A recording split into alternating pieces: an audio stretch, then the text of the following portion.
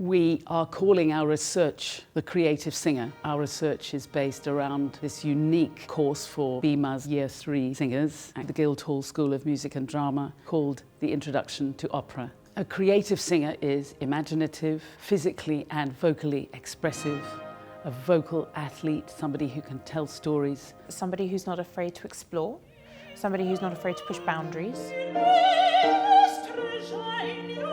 Become a sort of well-rounded artist rather than just a singer. What I really wanted to look for was how can we find a way of empowering these young singers to become creative artists. In this world of opera, these characters are always singing, and it's how to make that connection between the singing and the characterization. The more you invest in that, the more three-dimensional and strong your character is and your singing is. We've talked about acting being actually reacting. There's something about being able to listen and to, above all, respond to the music, to the situation, to the atmosphere, to your colleagues.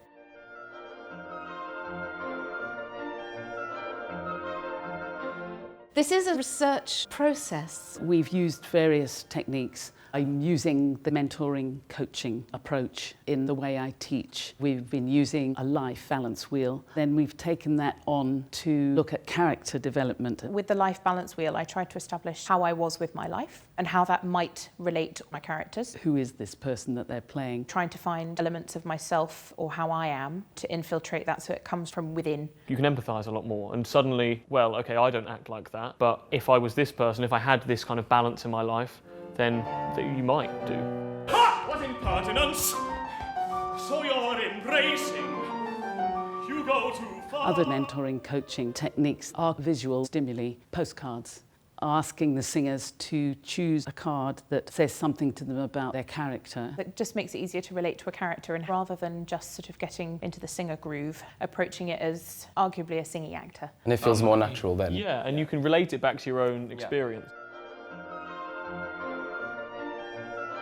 The Feldenkrais Method is learning about your body-mind. The body and mind are not separate. The body and mind are one thing. These lessons are about becoming aware of yourself through the way you move. And the more you are aware of yourself as who you are, the more you can become a good interpreter of a character. Using applied Feldenkrais method gives people permission to be expressive from the inside out, not putting on an overcoat of expression which always comes across as inauthentic. Through Feldenkrais, I've noticed just being much more aware of how I use my body more efficiently. Changing something really quite subtle can make quite a big difference, but also with my singing I feel freer. Doing Feldenkrais makes you aware of your whole body. I'm starting to consider when I go on stage, let's act through the whole body. As singers, we're very used to thinking what's from the neck up, and we spend a lot of time thinking of what's going on up there, but the awareness of the pelvis and how the hip joints work, all of that gives you sort of a base where then you can work freely. One of the aspects that's come through, which I hadn't really expected, is the strength of ensemble work.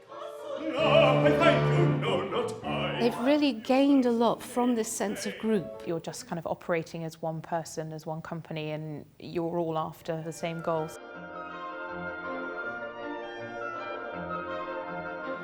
We've been using traditional drama techniques. One of the major things of performing is being able to understand how much energy is needed to communicate the brilliant ideas you have. We used the Magic Flute overture, exploring the characters, moving around the room, meeting eyes with somebody else. How would you respond? How would you behave? Sometimes as a singer it's very easy to become quite independent. It's not just a sort of soul journey. How other people interpret their characters ultimately influences how you interpret yours. We use a storytelling stick to tell the story of the Magic Flute, which is very, very complex. Because we are performing with no set, very little lighting, very limited costumes, it's very important that the singers as an ensemble are telling the same story. We talk about the imagination muscle. It has to be used. You can exercise imagination as you exercise your body.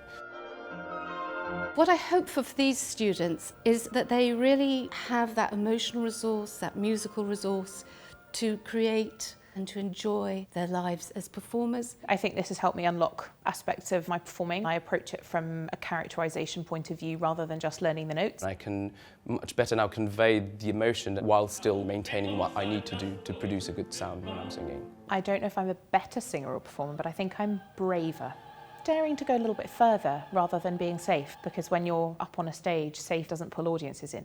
He would have me plucked and roasted, plucked and roasted, plucked and roasted. Oh, he'd feed me to his dogs. We're planting lots and lots of seeds, make a forest of imaginative, creative singers.